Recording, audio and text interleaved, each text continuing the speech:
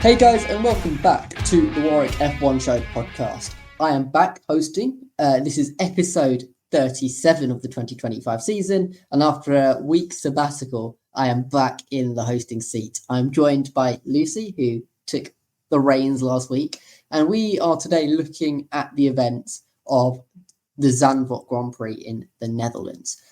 We've come out of the summer shutdown, and off the back of it, we have come to a Grand Prix which has provided a potentially championship-defining result in the favour of Oscar Piastri, who took home a very convincing win on the streets of Zandvoort near the sea. He led every lap, got pole and the fastest lap as he essentially dominated the race. He was followed by Verstappen, who at his home race was able to put in a good result to finish second, and a surprise podium finish for Isack Hadjar in third, his first of his F1 career, and it probably won't be his last. It is season defining because Lando Norris isn't on that podium, and that's because he retired with an engine-related issue 7 laps from the end of the Grand Prix, leading to a 34-point advantage for Oscar Piastri at the head of this championship. We will delving into how that happened and what this could mean for the championship going forward as we progress through this episode. Let's start, Lucy, by talking about what we would rate this Grand Prix, because it was punctuated with action. It was punctuated by safety cars and incidents, and was generally more entertaining than I initially suspected. Would you agree with that kind of assessment? Yeah, I mean, I knew I'd come into this race, whatever happened, having a great time, purely because I've been deprived of F1 for 3 weeks, and that was painful. So I was very glad that it was back. But no, this race was banging. It was great, genuinely. I think, we've talked about quite a lot of safety cars, a virtual safety car at some point, although I don't think we ever worked out what that was for. Just part of the general mystery, I guess. That really made it feel like... I think it was to do with debris, no? Was it? It was Bortoletto's, the debris from Bortoletto's car. It has been solved. Fantastic. But no, it was really exciting. And it really felt that kind of, up until the last lap, it didn't feel like any of the positions, well, first place was. Although even that had a little bit of tension, felt like none of the positions were particularly set in stone. Anything could happen. And yeah, it was just really interesting. It was really fun. I would say it will, in terms of my ranking, it is being brought down slightly. And this may be being too harsh because in this way, I'm not really reviewing the race. But I think the fact that it has made the championship less interesting, which I know we'll get onto more later. But just there's 9 races left and there's a 34-point gap. That's not insurmountable. If Norris wins like the next 4 races on the bounce, that's back to like 6 points, and wins 5 in a row and he takes championship lead. So that's not kind of saying that it's completely impossible, but it's less interesting than it was before when it was only 9 points. And so it will be going down slightly in my estimation because of that, but I still had fun. So I'm thinking 7.5, 8 maybe. I'm saying that because there were little periods where it wasn't quite as interesting. I'm particularly thinking of the beginning before the first round of pit stops. It wasn't like it sort of settled into quite a routine. Although there was still stuff going on. But and also there were some questionable stewarding decisions, which will also be dragging it down for me. So I'm going to say 7.5, but I can see why other people might rate it more highly. I mean, I was going to go for a 7.5 as well, so I was going to agree with you. I think I wasn't going to rate it down because of the Norris retirement. I was going to downgrade it because I think the stewarding decisions were questionable. And I do also think we know what we're going to get with Zandvoort. We're not necessarily going to get a lot of on-track overtaking. And I don't think it wasn't exactly the most plentiful in that kind of regard, but it was overall a good, entertaining race to watch. So I would probably put it onto a 7.5. If you forced me to do a whole number, I'd probably say 7, but similar type of thing. Now, I think let's go through the race rundown. I'll hand it to Lucy to do that, and then we'll get into the details because there are quite a few things that we need to get into there. Yes, I will try to speed through this because obviously you do not listen to this podcast for a list of names. Oscar Piastri took the win, never really looked in doubt. I mean, Norris, while he was still on track, never really fell back, but really, given how close qualifying was, Piastri starting on pole and surviving all of those safety car restarts, it was never kind of in question that he was going to win.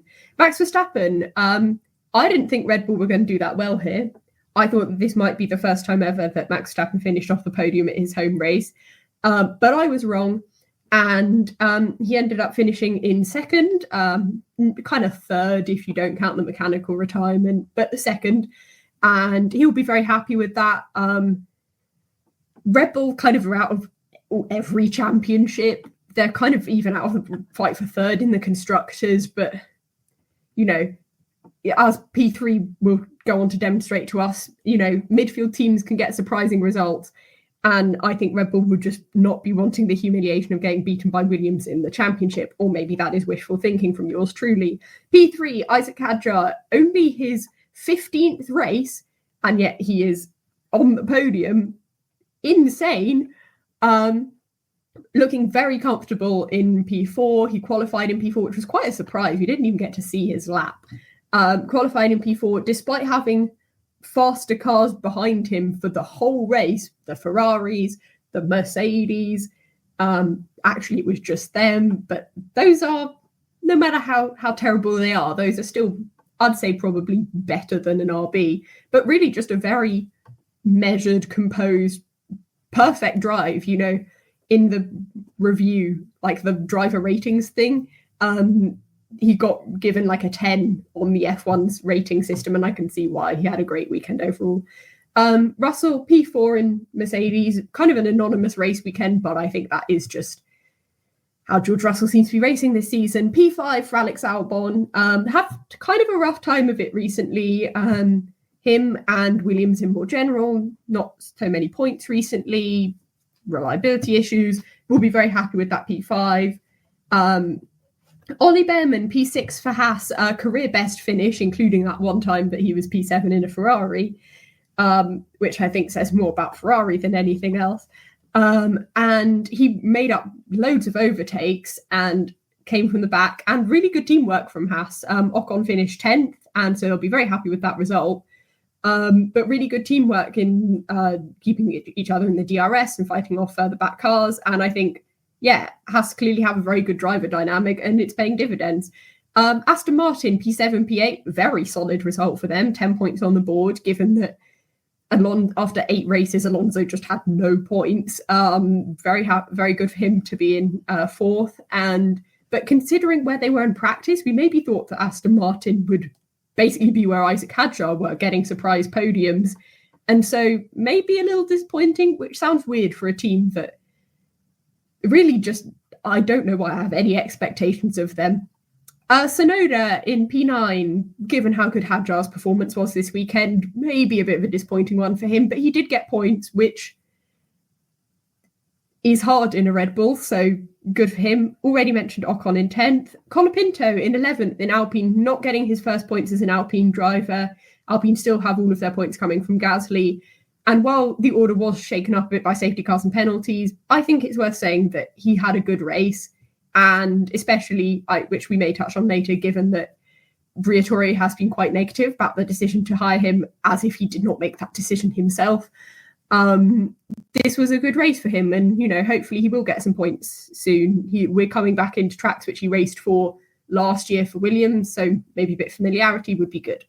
Lawson, 12th for Racing Bulls, was actually on for a very good result, but then had a little altercation with P13, Carlos Sainz, which dropped them both down the grid, which we will talk about later, and I will try to maintain my composure while doing so. Saubers, P14, P15, Hulkenberg 14th, Bortoleto 15th, just very anonymous. I think, were it not for the fact that their car is bright green, I would not have noticed they were there. And everyone did definitely notice that Bortoleto was there because seemingly half of his front ring was over the track. Antonelli, P16, actually crossed the line in 6th, but decided to speed in the pit lane and also drive into Charles Leclerc. So he ended up in 16th with 15 cumulative seconds worth of penalties. Still somehow finishing ahead of Pierre Gasly in the Alpine. He was doing quite well, and then maybe he spun or had some contact or something in the last few laps, because he was in like 11th and then he was in last by quite a way. So I don't know what happened there, but a bit of a race to forget for him, given how much Vastari's really been for Alpine. We've mentioned now on to that he was the last of classified finishers. Now on to the DNFs. We have mentioned Norris in the McLaren with a mechanical failure that will have put a massive dent in his championship hopes, especially given that before summer break, he seemed to be carrying a lot more of the momentum into the championship, after making that different strategy work in Hungary. He would have, there was, and coming to a track which he performs well at, he would have thought that he could at least close the gap to 2 points by beating Piastri in a McLaren 1-2, and maybe even take the championship lead. And especially reliability. You don't want a championship decided by reliability. You just don't. So it sounds kind of stupid, but you've got to think in some way maybe we want Piastri to have a mechanical DNF at some point so that it goes back to being just who is the better driver. Charles Leclerc also DNF'd. This was a terrible weekend for Ferrari, and they will be hoping that they got this all out of their system before their home race at Monza this weekend. He was taken out by Kimi Antonelli at turn 3, which was exactly the same place that his teammate Lewis Hamilton had DNF'd a few laps earlier. So neither of the Ferrari's DNFs were mechanical. Both of them were safety car inducing. So that will be a disappointing weekend for Ferrari. But I did hear earlier in the race during one of the practice sessions, one of the commentators say that Zandvoort's basically just an extra 5 free practice sessions for Ferrari before Monza. So they will be hoping, obviously, for a better showing next weekend. Indeed, a horrible weekend for Ferrari. Let's go into some of the biggest stories that have come out of this weekend, and there's only one place to start, and that is the championship battle. We were promised a championship battle that went straight to the wire, straight down to the wire, down at Abu Dhabi. And we've seen this weekend Lando Norris's title hopes dashed because of a matter of reliability. Firstly, how much you mentioned that this is just you've graded your race down because of it, and you've said a little bit prior. How disappointing is this for the championship? Because I am aware that you are part Australian, so you do have a little bit of a bias towards Piastri, but you must admit this is probably horrible for our entertainment. Oh yes, and I think that I have my little bit of bias, but at the end of the day, that bias is not that big. That's the sort of bias where if this went down to the line, if we had 2021 scenario wherein they came into the final race equal on points, that would probably be who I was rooting for. I want to see a close championship fight as much as anyone. I feel that last year there was the chance for the fight to be close, and we had an exciting season in a different way with lots of different winners.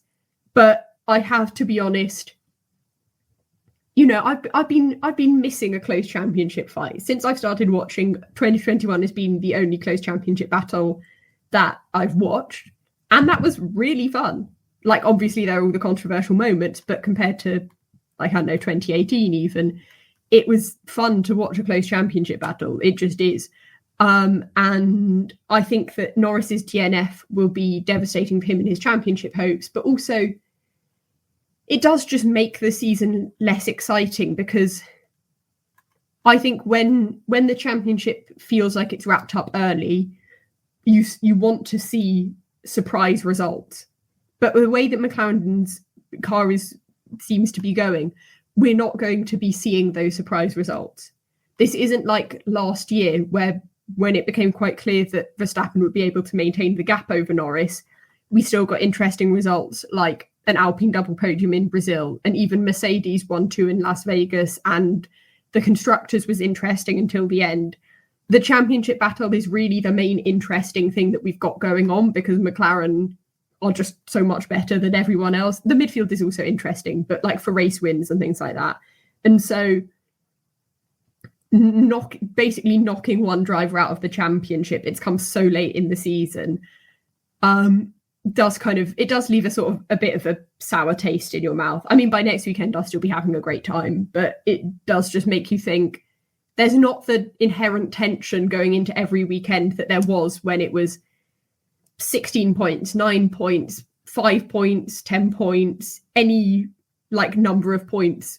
When it's within a DNF, I call it a DNF window. I don't know if that's an official term, but basically within that 25, makes sense to use. Yeah, within the 25-point window, that if someone in a 1-2, if someone DNF'd and the other driver won, they'd take the championship lead.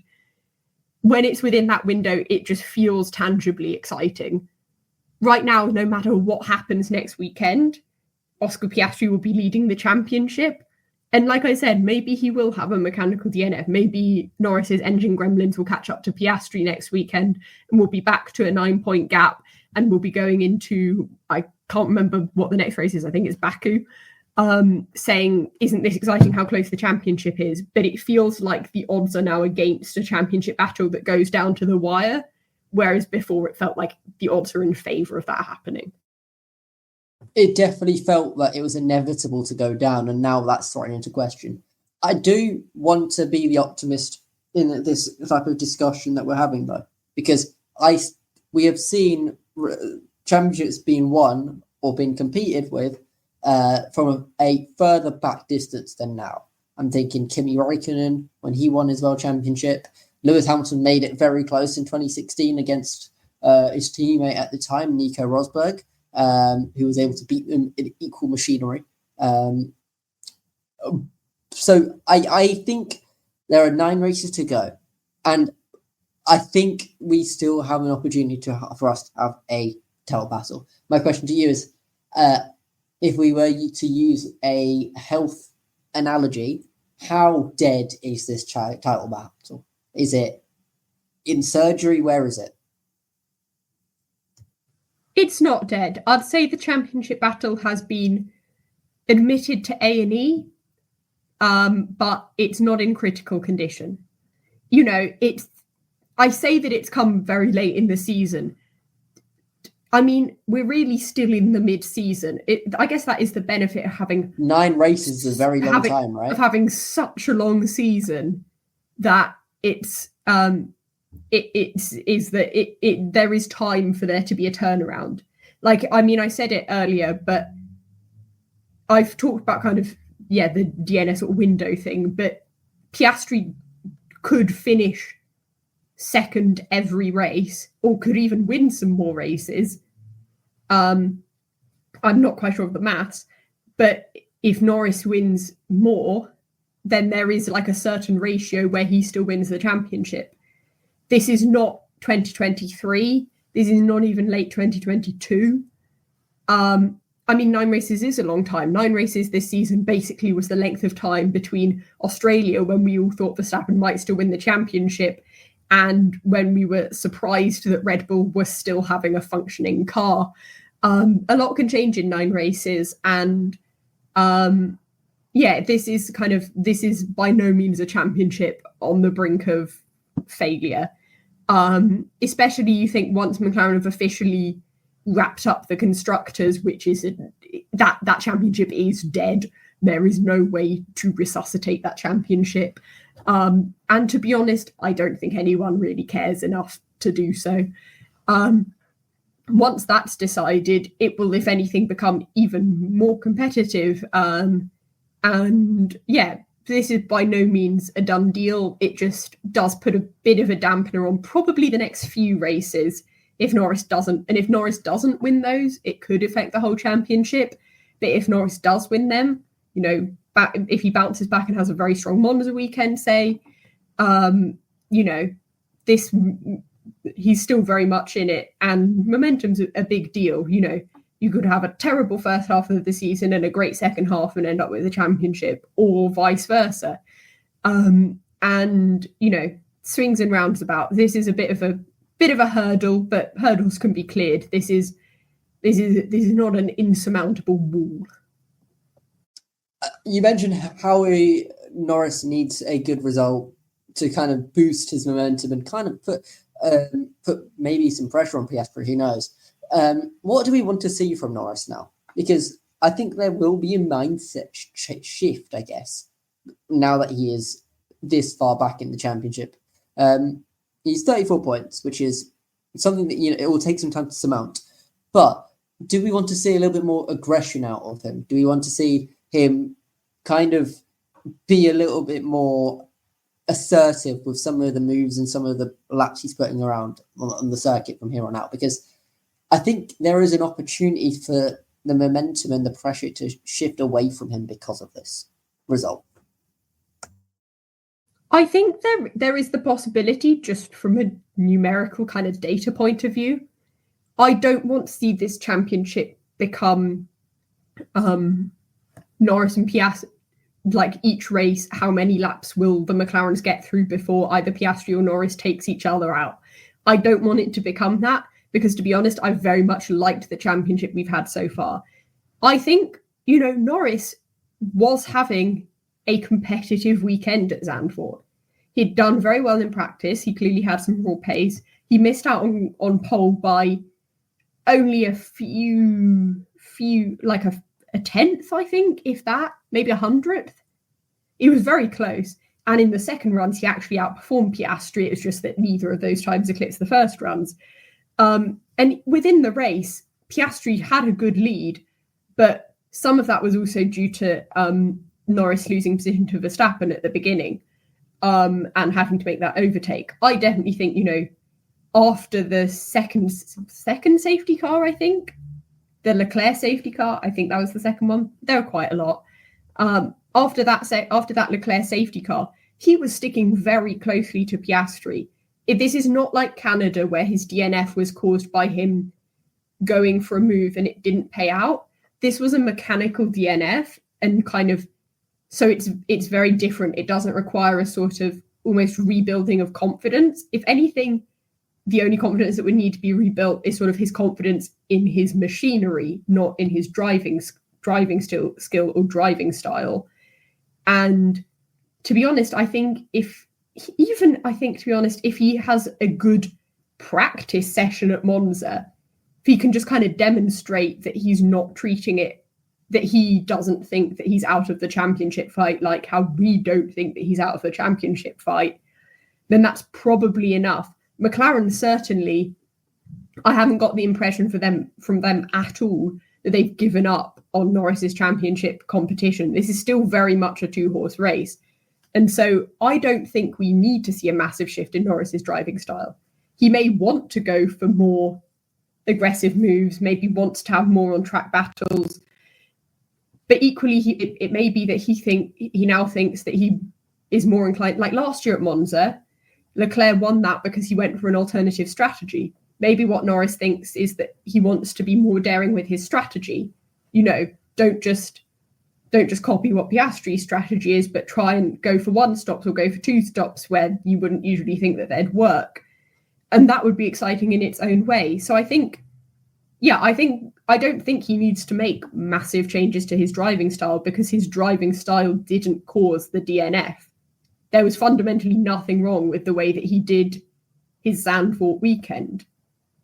Like, it may be a couple of inch perfect mistakes in qualifying, but that's not it's nothing that kind of, that there's no fundamental problem that would carry through to Monza.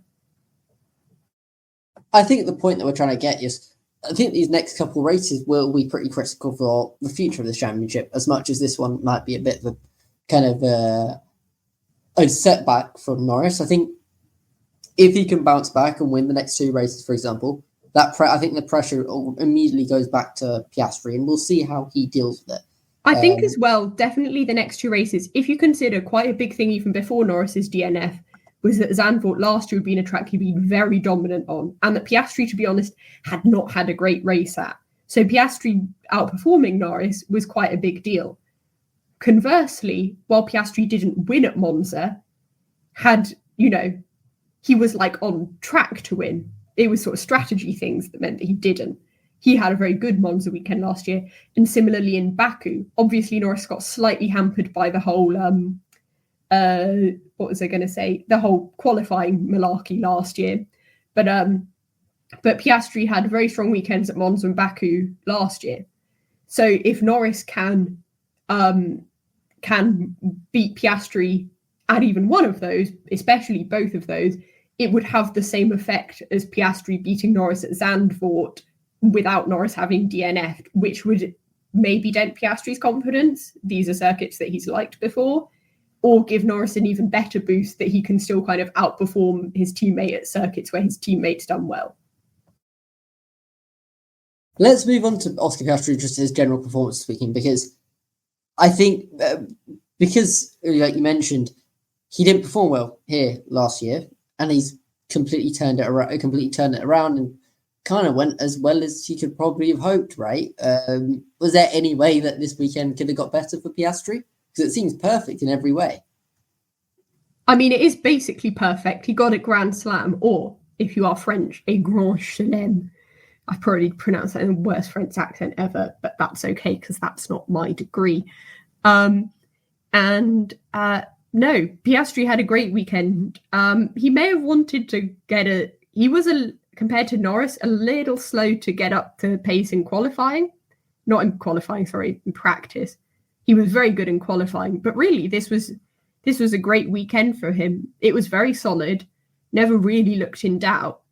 If anything, the only thing he might be annoyed about is maybe if people take Norris's DNF as a sign that Piastri's win is somehow unearned, but it wasn't.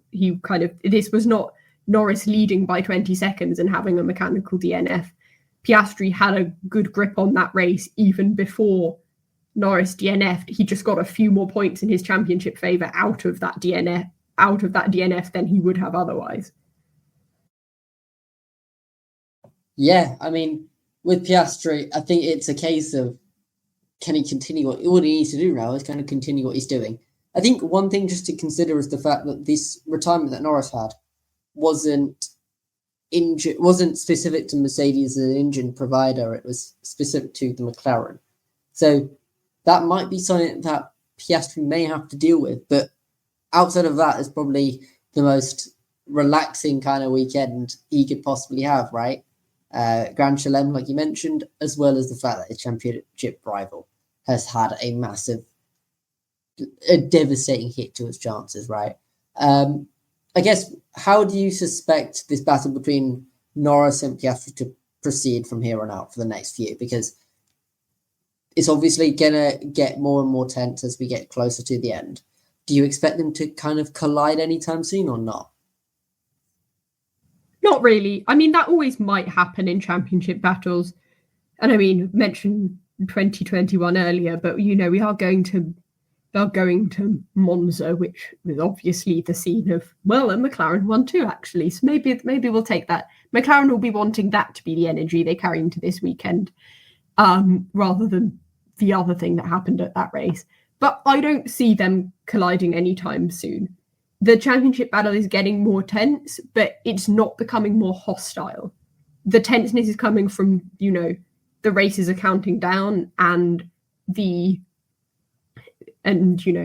points margin, and it's kind of the ratios and things like that. It's kind of from a numerical perspective, the tension. It's not kind of like, you correct me if I'm wrong, but it's not kind of becoming more tense. Like, I'm thinking 2007, we mentioned Kimi Räikkönen earlier, with, when McLaren and Hamilton and Alonso impeding each other in qualifying, or strategy arguments, or crashing into each other on track. It's not becoming like that. It's becoming more tense, but not kind of more angry. For sure. I think it's a fair assessment. We haven't seen either of them really insult each other, right, or kind of be frosty towards one another. So that's not something that we can suspect, and I think you've got good reason to say they won't collide. Let's move on to some of the other stories because there are quite a few to talk about. Let's go on to just briefly on Verstappen. Second place, can't really complain about that. Kind of ran an anonymous race, right? I mean, only one more race left at Zandvoort, and to be honest, guess this is quite dependent on how Red Bull are next year, which, to be honest, I don't think even Red Bull know. But he could keep 100% podium record at his home race, which I did not see coming going into this weekend. Which if I were him, be quite pleased about. It's a pretty cool record to have, right? 100 guaranteed to be on the podium if it's at his home race. That's a pretty nice fortress to have. I think the next big story though has to be Isack Hadjar getting his first ever podium in the sport. He started his career with a bit of a massive dent to his confidence, right, at Australia, and he's been able to since then recover in such a great way. And I think he got a podium that was really well deserved and was representative of the pace that he showed throughout the season, right? Yeah, I think it says something that when Norris DNF'd, like the first 30 seconds were just like, oh no, the championship. And then I looked at the timetable and I was like, oh yes, Hadjar's in P3. Genuinely, he's been doing so well in the RB. I pray to God that this hasn't earned him a demotion to Red Bull. Just run. Hadjar, if you're listening to this, if they come at you with a contract, just run in the opposite direction, please. You're better in the RB. No, he had a perfect race. It was clinical. The strategy went well. I mean, given that he has had some bad luck recently, reliability, strategy just been a bit off the pace. Like, it's crazy to think that he was driving like Alonso, like Russell, like the Ferraris who he was fighting with, and it was his 15th race. Like, that's crazy. It's his rookie season, and he's driving like he's been in the sport for 10 years. Like, it was such a good weekend, and I really feel like he's earned it. And VCarb as well, props to them for giving him a car to do it with. They've earned those 15 points as well. And he's really stepped up to being a team leader when coming into the season, both he and we probably didn't think he'd have to do that. I think he has earned a promotion even from I think I put him in B in our... I'm pretty sure we put him in A. We put him in A. I'm very confident we put him in A. We did put him in A. I forgot about that. We put him in A, and he will probably be getting a promotion to A+ come the end of the season. He's done such a good job, and I think I remember looking. I think we were talking about this in the driver ratings. Go check that out. That's a very, very good episode for you guys to watch. So if you haven't, go check that one out. But we were talking about how Lawson kind of was catching up in terms of points, but it hasn't felt like Hadjar's performances have dropped that much. And I think this was a very good reminder to all of us that he's still there. He's still outperforming our expectations and really underlining himself as the strongest rookie this season. I think when we walked into the season, we definitely didn't expect that. He probably would have penciled in someone like Behrman or Antonelli to be in that place. But he's well and truly impressed everyone, and I hope he continues, because it's very good to see a kid who's come into the sport perform so well. It's very, very cool to see. So a good job for him. And I'll be once again providing a car. I think they have been underrated in terms of the kind of car they've been able to produce for their drivers, because they more often than not, it has been competitive, right, Lucy? Oh God, yeah, like that car's like, considering that there hasn't, I mean, Alpine, I was about to say there hasn't really been a back market section of teams, but there has. It's just one team. Like VCarb have very solidly put themselves into the midfield. Like, if you consider before this, admittedly their podiums are kind of few and far between because they're VCarb, but their last podium before this was 2021, so that's 4 years. Like, they've been so competitive, and they're both of their drivers. Hadjar's been especially strong, but Tsunoda for the limited time he was allowed to enjoy his stint at VCarb, he was competitive. Lawson has really, didn't have a great race this weekend, but he's been doing well. And so, yeah, they've just seemingly built a good car. And yeah, I mean, he's moved up to Red Bull now, but some of that's probably Lauren Mecky's is doing. Red Bull will be hoping that most of that is Mecky's doing. But no, they're just a good team. It's shocking how unsurprised I was to see Hadjar in P4 and then V-Carb on the podium. I was not as surprised as I probably should have been. Once again, it's a testament of how competitive the midfield is, because he was able to hold off George Russell in fourth. And this was a weekend where a lot of midfield teams did get rewarded. Alex Albon finished in fifth, which I know Lucy would be over the moon about. Ollie Behrman was in sixth. The two Aston Martins, headed by Lance Stroll, somehow ahead of Alonso in seventh and eighth. Yuki Tsunoda got his share of points in the midfield Red Bull, and even Haas got a double points because Ocon was 10th, right? How this midfield battle is incredibly entertaining because we're getting so many different drivers in there. Let's quickly talk about Albon again on a weekend where his teammate was a bit in the wars, and we'll get onto that in due course. He was able to just chill there and inherit a 10-point awarding fifth place. Yeah, he basically just invisibled his way into P5, which I'm not mad about.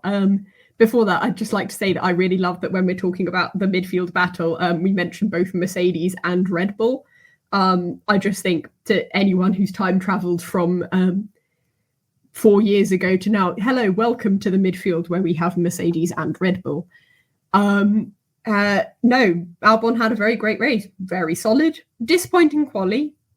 I think he probably thought he was unhappy with the way that his Q2 went, and I think he thought he might have been able to get Q3. His teammate did.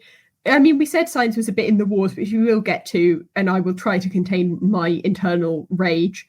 But he was actually having a solid weekend, Sainz, considering that he has struggled a bit so far this season, and I will concede that. Although I would like to believe that Williams and everyone at Williams is perfect 100% of the time, they're not. But he has struggled sometimes this season, but he genuinely was having quite a good race. It was just sort of one moment that derailed it, and Albon did not have that one moment and got some very well-deserved points out of it. And he was behind Russell, but if I'd seen him and Russell fighting for P4 and Albon coming out ahead of Russell, I probably would have just gone, yeah, that seems fair, and got on with the rest of my day, Yeah, and I think even more surprising than the Albon story was the fact that the two drivers who started this Grand Prix in 19th and 20th finished 6th and 7th, because Ollie Behrman and Lance Stroll took up the rear end of the grid, and they both were able to fight their way into the points, navigate the chaos. I guess this is testament to the amount of incidents we had on this in over the course of this race, right? Yeah, I would like to say, Behrman, I still do not forgive you, or alternatively Ocon, because it was Haas that ruined my attempts at getting some points for my random prediction. I was really close. But no, I mean, it does show how crazy the race was, but also that, Zandvoort is an old circuit. Like, before we came back here, they'd last used it in 1985? 1984? 1984 or 85, I can't remember. One of those two. Someone will know. I think it's 85. We'll go 85. I don't know. So we'll go 85. Audience at home will know. We'll go 85 and pretend that I'm 100% confident on this. And we have seen, thinking Spa, Spain a bit, although that also had its chaos, have not suited this current generation of cars. And so I was, especially given how dominant Norris's win here was last year, I was a little worried that we wouldn't see very many overtakes. We wouldn't see, especially once it became clear that the rain was not going to chuck it down. It was just going to be a light drizzle that was sort of there for some of the time.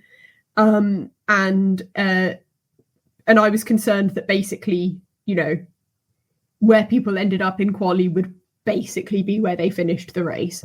And that did not happen, which I'm very happy about. But I mean, it's props to Zandvoort for being a good circuit that suits this style of cars, and props to the drivers and the teams for having good setups and good driving skills that suit this layout. That it was actually an entertaining race when, to be honest, I didn't think there was any guarantee that would be the case. Yeah, I echo everything you said. We also had Yuki Tsunoda getting some very rare points in that second Red Bull. Is this the type of result that will convince him to convince the kind of people at the top of Red Bull to keep him as a driver going into 26, or do you think it's too little too late? To be honest, if I was anyone in the Red Bull Junior team, or really at any other team, apart from maybe Alpine, maybe if they go to Alpine at Gasly at Alpine, he'd consider coming back. I wouldn't want that seat. I personally think that Tsunoda, he's not had a great season, but I think he has been improving. He's been slimming that gap down to Verstappen gradually, and in some ways it's kind of the fault of the grid for being very close in terms of like car performance differences, that he's kind of been performing quite badly. And to be honest, I've just given up trying to understand how the minds of Red Bull upper management work. Helmut Marko spent the entirety of the media after Hadjar's podium saying how, he always believed in him. But, after Hadjar's admittedly not great performance at the first race, some of us, I think, were genuinely quite scared that Hadjar might get dropped from RB after only one race. Or at least I was. That may be my tendency to over-panic about things. And so I've kind of given up working out what they wanted. So maybe Tsunoda's done enough now. Maybe he hasn't. Yeah, I just don't know. I don't think he knows. I don't think anyone knows. Do you know? I think no. If it's about Red Bull, no one has a clue. Let's be honest. No one has a clue. It's just Red Bull. It's an enigma now. We don't know what's going on. They're fighting with Alpine to be least functional team. Exactly. And that's not about what you want to be in. Let's move on to some of the incidents, because I think the stewards had a bit of a busy day in the office, and I don't necessarily know if they did the best job on this busy day. We had a few safety cars, a few bits of contact, a few penalties. So let's go through them. I think the first one we should probably talk about is the incident between Carlos Sainz and Liam Lawson, where Carlos Sainz was surprisingly punished with a 10-second penalty for what I deemed a racing incident off the restart. Is it off the restart, or was it off the... It was off the restart. It was off the first safety car restart. Okay, I'm glad I've got that right. But I found that so bizarre when watching it, that was considered not only the fault of Carlos Sainz, who I felt went for a reasonable move, but to be warranting of a 10-second penalty was, in my eyes, obscene. How did you take it? You've asked me a bit of a leading question there. It was absolutely leading. I wanted to see if you took the bait. Do you want to see me cry on the podcast? No. No. That would be entertaining. Yeah. Instantly increase the viewership numbers. No. The one thing, I did not watch this race live, and the one thing that I had slightly spoiled to me, I think because my friends wanted to break the news gently to me before going into the race, was that Sainz got a 10-second penalty for a collision with Lawson. And so when I was informed of that information, I assumed that either Sainz moved too late under braking, or perhaps Lawson DNF'd, or went for a dive down the inside, or something, or, because speaking of things that got a 10-second penalty, maybe intentionally brake-checked Lawson so that he drove into him. Maybe that was going to happen. No, that did not happen. What happened was the definition of a racing incident that was somehow not a racing incident. Is the stewards' room just filled with people who hate Williams? Is that what it is? Because, I'm not fine, but I'm fine if that's the case, but I'd quite like to know. No, that was... I did say before we started recording this podcast that at the end of the season, I'm going to go through and make a list of everything this season that's happened that's got a 10-second penalty. Because whether you consider whether they are on their own justified, the thing is that they're not proportional to each other at all. It is crazy that after a safety car restart, which I personally think, much like how first lap contact incidents tend to be treated more leniently for being the start of the race, I personally think that the same should be applied for safety car restarts. Maybe, and even virtual safety cars, as cars get up to speed, tyre temperatures, all that stuff. And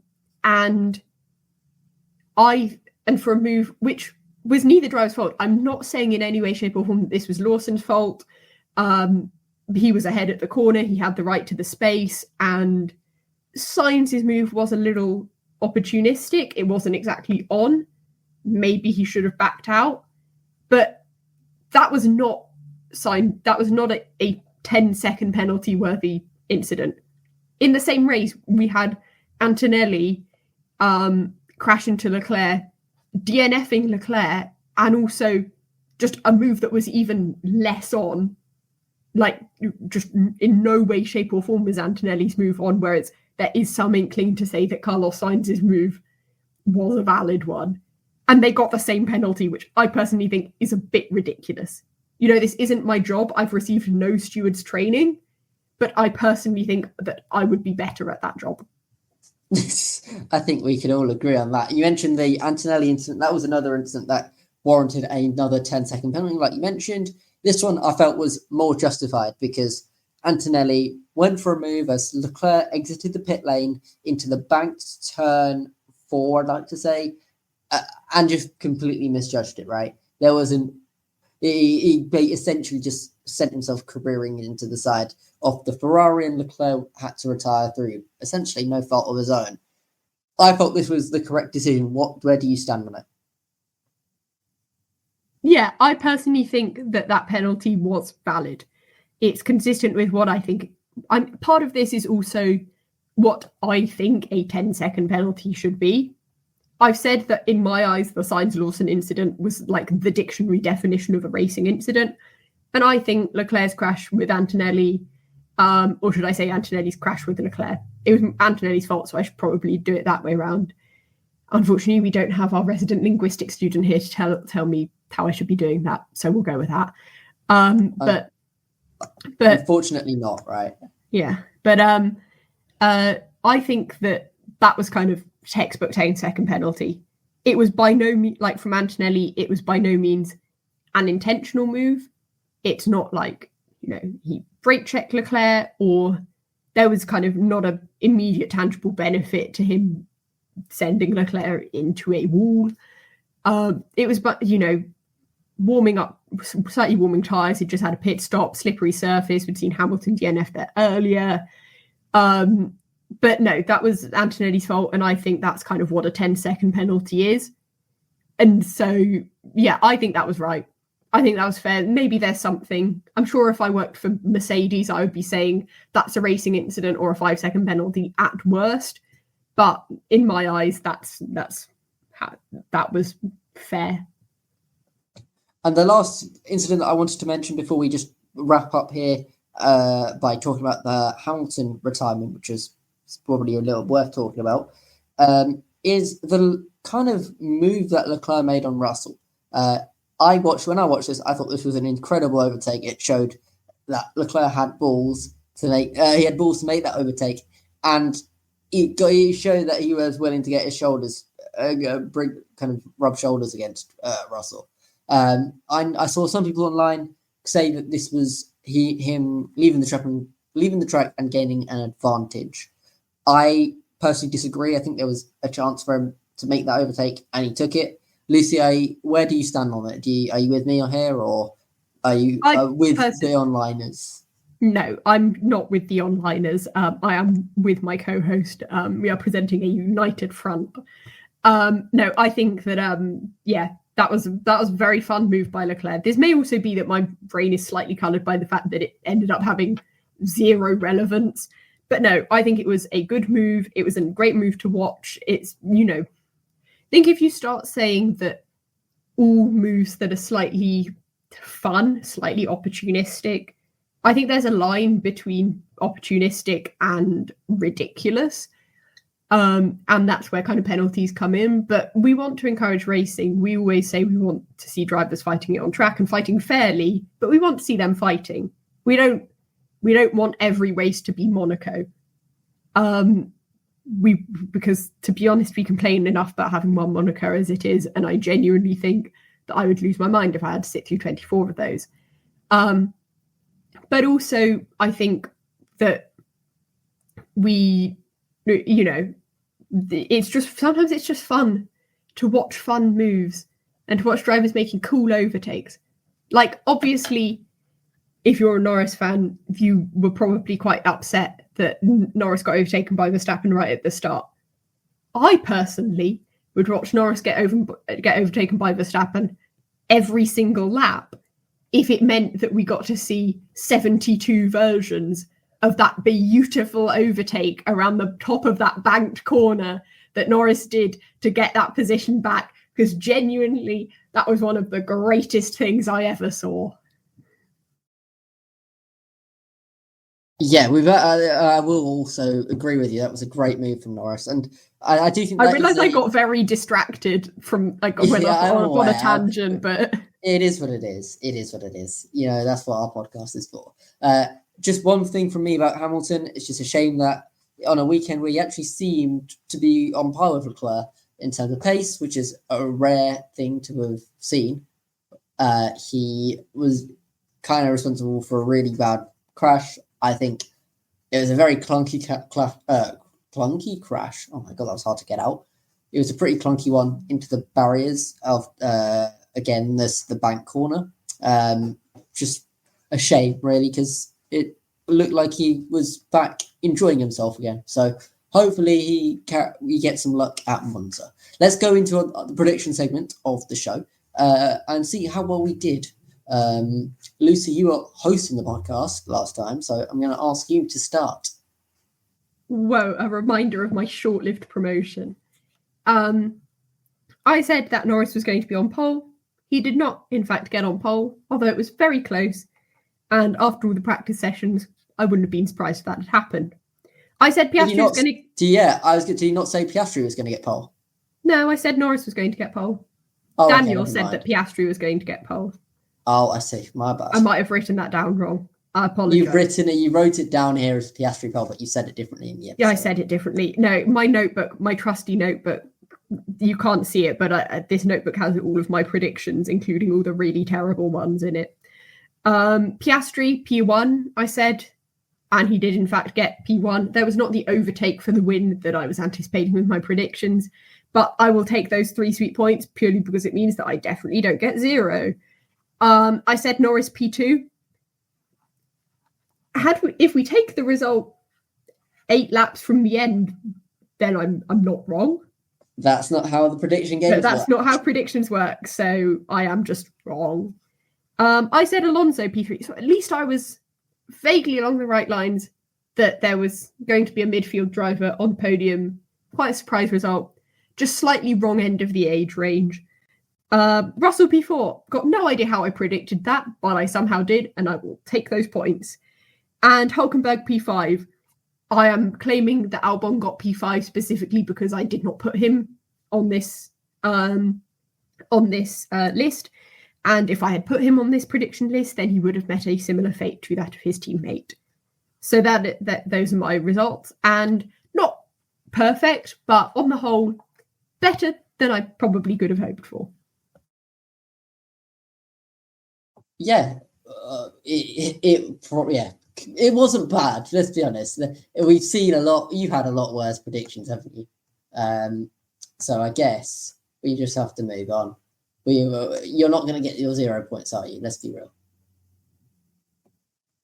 Let's go on to Daniel's, and then we move into mine. Let me just get them up. There we go. So he said, like Lucy mentioned, Piastri pole. That happened. So you'll get the 3 points there. He said Norris in P1 with Piastri in P2, so a point for the Piastri P2. He also got Russell in P3, which is another point, so he is currently on 5. Verstappen P4, unfortunately, he finished P2, and then he overestimated the abilities of Gabriel Bortoleto, who finished in 5th according to his predictions. He was nowhere near that, so no points there. He also said, we'll go leave DNF and random until after. Let me do mine that I did whilst I was on holiday. I had said a poll for Max Verstappen. I was kind of going Dutch Grand Prix, Dutch surprise. You went a bit rogue with that, didn't you? I had belief, man. You know those results where he just pulls it out. To be honest, I thought that Verstappen wasn't going to be even finish top 5. I thought he'd probably DNF, to be honest. But I didn't say that, fortunately. So, you had more faith in him. More accurate prediction from you than from me. Yeah, I had quite a lot of faith in the fact that he's at his home Grand Prix may have powered him through. I said Norris would win. Obviously didn't happen. I said Verstappen in 2nd, which nets me 3 points. I said Piastri in 3rd, no points there. I had also said Russell in P4, which nets me another 3 points. So 6 points thus far. No more points given for 5th because I put Leclerc. So that was my top 5. Lucy, let's go through your DNF and random predictions, and then we'll go through mine and Daniel's. Yes, so DNF, I said Bergman. He didn't. He actually had a great race. I went for your strategy of saying one of the rookies, and it did not work, so I will never be doing that again. My random prediction was that all 10 teams get a car out of Q1. This did not happen because both Haas cars exited in Q1, although it was quite close. And to be honest, I don't think that was a stupid prediction. No, not at all. I think that's a unique one, but I thought that was my other alternative prediction, which I always think I should make every week, and then I never actually do, is Ferrari double DNF, which I should have done, but I didn't. Hey, you never know. Monza might be another disaster for them because it does feel like every week is a new disaster for them. Let's do Daniel's random prediction and DNF, which were Yuki Tsunoda, which was no. He finished in 9th. He luckily got points. And he also said no car gets lapped. Now, I believe this came through because of the fact that we had a safety because of all the safety cars. I said this to him in the podcast that it counts if it's because of all the safety cars. So very annoyingly, he's actually got his random prediction right. Which is, again, fair play to him. He does seem to smash it with these random predictions. He's got a very successful record. He's too good at it. I should just let him write my predictions for me. No, because then we lose all type of integrity on the show. I don't want integrity, Anwar. I just want some points. Let's finish off the show with my random and DNF, which none of which came through because I said Ocon and DNF, and my random prediction was an RB double points, and because of Liam Lawson's shenanigans, he did not get it.